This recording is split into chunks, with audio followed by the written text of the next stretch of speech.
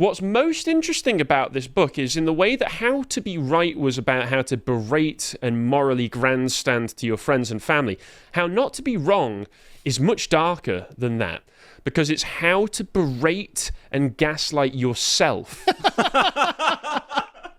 into being an insufferable shitlib in a really, really dark way. What you're reading here is essentially a transcript of a mind at war with itself. Before I get into any more, before I get into any more details on that, I will point out, as Carl said, there is still an incredible amount of laziness in this book. So not only is the overall page count lower, this one's 219 pages. About 30% of the book, 65 roughly, of those pages are reproductions of the calls from his shows, or letters from fans and other non-original material. One's a reproduction of a large promo that he delivered at the beginning of a show back in like 2009. So a lot of this is unoriginal material, like the same one. It might be a little bit off because one of them, here again is where it gets very, very dark, is not a reproduction of a transcript of a call. One of these is a new original piece that he wrote for this, where he is creating a call between himself as presenter versus his own internal monologue, where he berates himself via this fake call into taking on more progressive, more liberal opinions, whereas clearly through his internal monologue, he would still be on the left, but there's a part of him that is still heavily influenced, somewhat at least, by his like Christian Catholic upbringing into having some kind of traditional values, which he feels to be right, but which his alternative call presenter persona berates him into abandoning. It's very dark. That's amazing. Very, very dark. So I'll go through some of that. I'll go through it chapter by chapter and highlight some of the stuff. Luca, if you'd like to just flip through, we've done this the last few times. I've made plenty of notes. You have. In the margins, not all of them flattering. So you can not all of them flattering. Not all of them flattering. No. There's one here where you've just got a note that says nope. Nope. Yeah. Again, the actual arguments that he's presenting are the same that you've seen in all of his other books, so they can easily be dismissed through a basic rudimentary understanding of either human nature or the facts of what he's talking about, which is why it's very easy to just go through the margins and write, that's wrong, you're lying, various expletives. But so let's start off with, the introduction is just him introducing everything. He's letting everybody know that he's such a good person. He's lampshading all of this with, if I get anything wrong, just know it's because I'm still ignorant in a few things, and I've read my own book. Yeah, I've not yet become as left-wing on some subjects as I should be.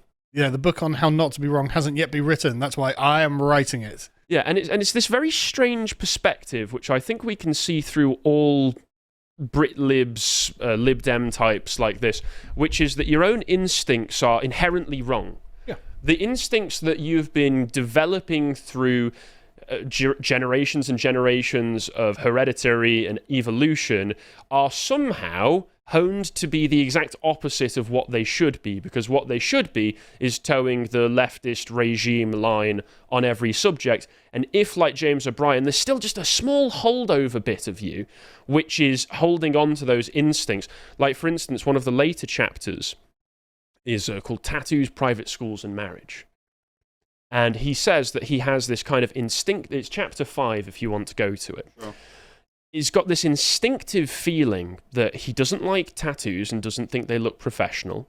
Okay. He thinks that private/public schools, as they are in the UK, are a good thing and shouldn't be taxed too much, and they shouldn't be taken away from the options of parents who can afford them. And he thinks that relationships based around marriage are more legitimate than ones based around just, oh, we're going out. Fully reactionary then. Yeah, fully reactionary.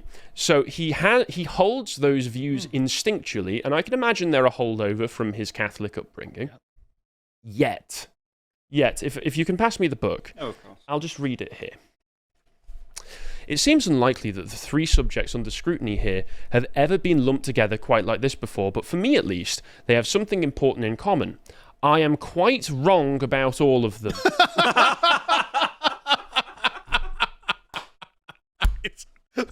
That's amazing.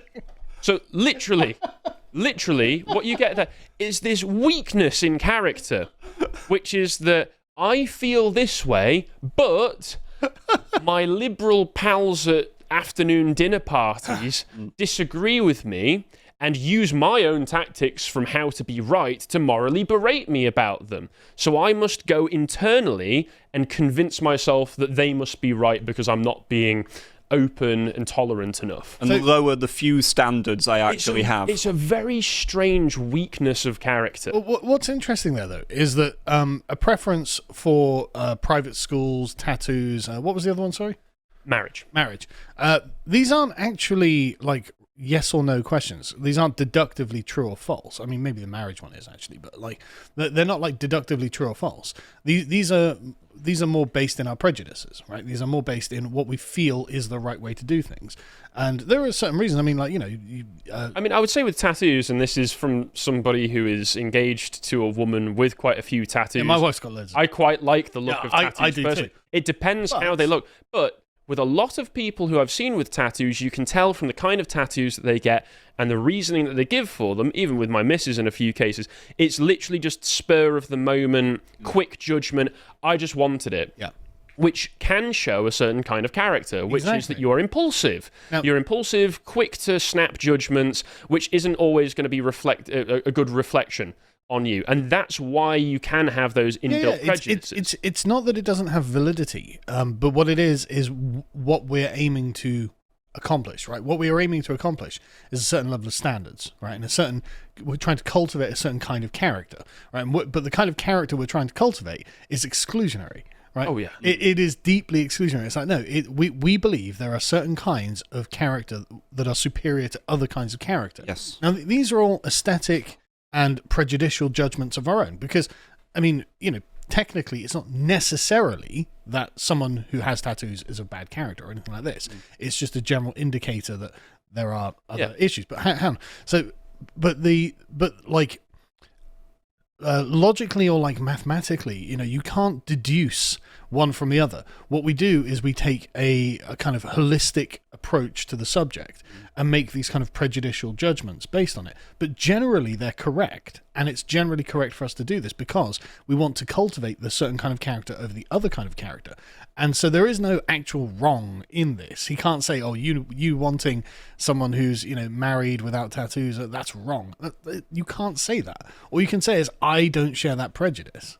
Well, he says inherently that, he's got a couple of daughters and that he will be very unhappy and he won't be able to help it when he says it like it's just in the stars. It's just set.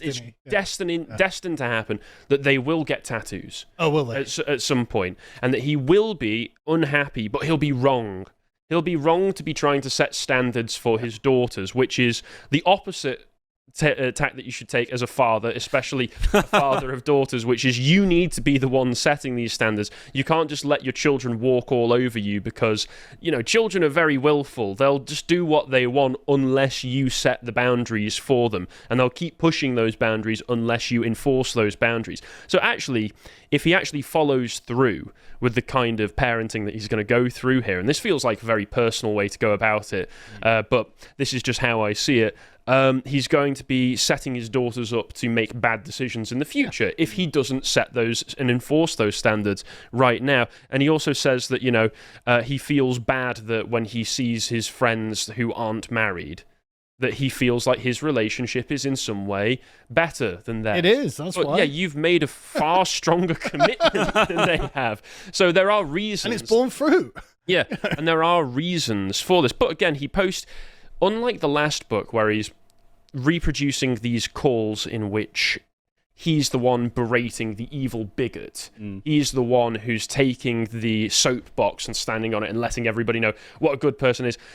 He's the one taking the reactionary position in many of these calls, and he's going, oh, I'm not quite so sure about that. I can't really logically explain it, but there's something in my gut that tells me I disagree with you. And he's the one getting browbeaten about these positions. The Burkian defense of prejudice is so true, though.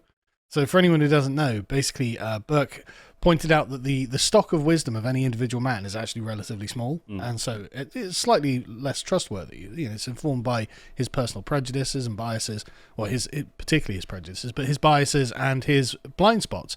But prejudice is the collective stock of wisdom that's been passed down to us through the ages, and so it's gone through many hands and through a long process of trial and error to find that actually that's probably not good, even if we can't rationally explain on a direct and immediate level why that's bad.